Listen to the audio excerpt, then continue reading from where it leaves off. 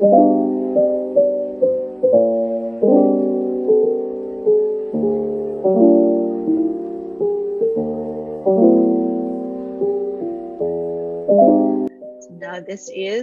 we're going to show you how to embroider the Salingogon flower. So this is the flower part. The branch part is in another video, actually. So maybe you can tell us about the Salingogon flower first, Cynthia. Flower? Yeah. The Salingogon is a native tree, and it has it's a deciduous tree, so meaning it's very leafy. But once the leaves fall, pink flowers, small pink flowers that grow in clusters, sprout from the branches. So this is so what Marielle is working on right now is the Salingogon flower. So they're small and pink, and they're fairly fragrant. And what are they used for? They're used for so yun. Sorry. It's okay. So yun, so they're very, they're attractive and reddish pink. So very cute, and parang when I was drawing the Salingogon before, parang sabi ko, parang it's like those flowers that you draw when you're a kid. Five petals, the round center and roundish petals. That's true. The thunder. Yeah. So they're very cute and pink. So parang when you're looking at, some people call it our cherry blossoms, diba? We have our because when you see clusters kasi, no? Yeah, in clusters. And sometimes kasi when the leaves fall na, parang all the branches have all these pink flowers.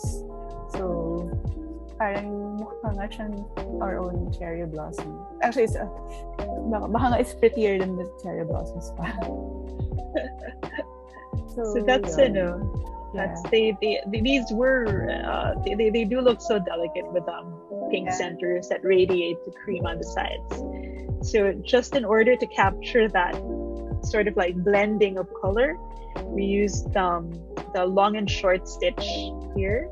So the long and short stitch is actually similar to a satin stitch in the sense that you're coloring something in, but it's only because it's uneven and lends to blending with another color.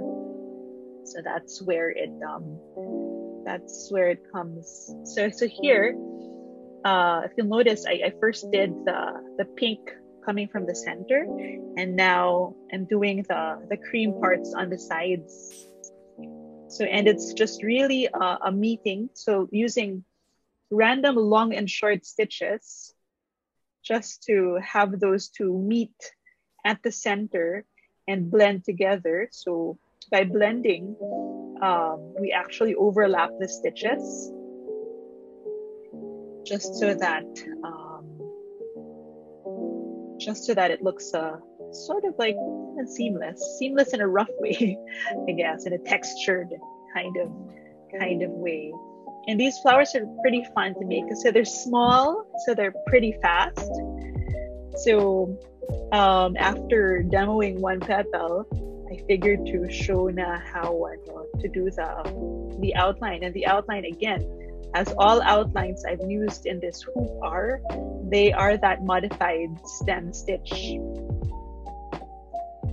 that it's almost and it the outline really just adds to the volume and makes it look more put together.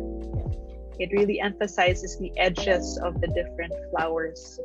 So that's the benefit of that outline. So the illustration on the side just shows how the different stitches can possibly go. So different long and short stitches, and then you'll notice just filling in as they meet. So having them blend together. So there, and you'll see the difference actually, because the banaba flower here is already done. That's a satin stitch. So all the stitches are uniform, diba? They're in one particular direction. The long and short stitch, they do have a general direction, but because they have random lengths or varied lengths, it also lends a different texture. Sorry, my hand is blocking a bit of the time here. I think that's why I made this illustration so that you guys can see better. So yeah, it's basically just doing finishing up the outline at this point. And as I mentioned, it's a fun flower to make because it's really quick. And my favorite part here is coming up. There we go. The French knots in the middle. There's actually just 6 French knots using 3 ply and yellow. So twisting it. Stamens. You would know this part's better than me. So yeah, whatever you call that middle.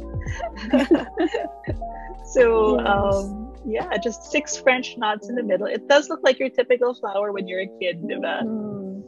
Yellow in the middle, and then pink or another color outside. And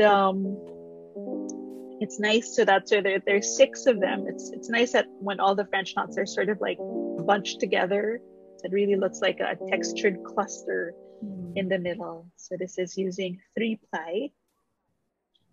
And there, it looks kind of crowded, but full, I guess. That's just 6. And that's that's making a Salingogon flower. Yeah.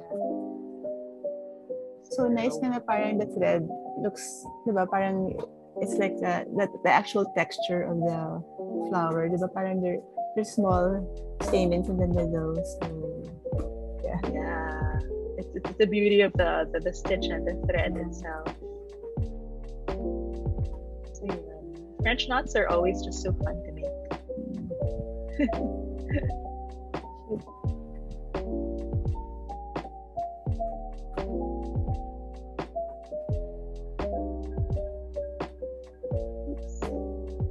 Bit of out of focus there, but there you go. So yeah, so there's the Salingogon flower. Yay! We're done. Yay! We're done. Oh, yeah. Yay! We're done.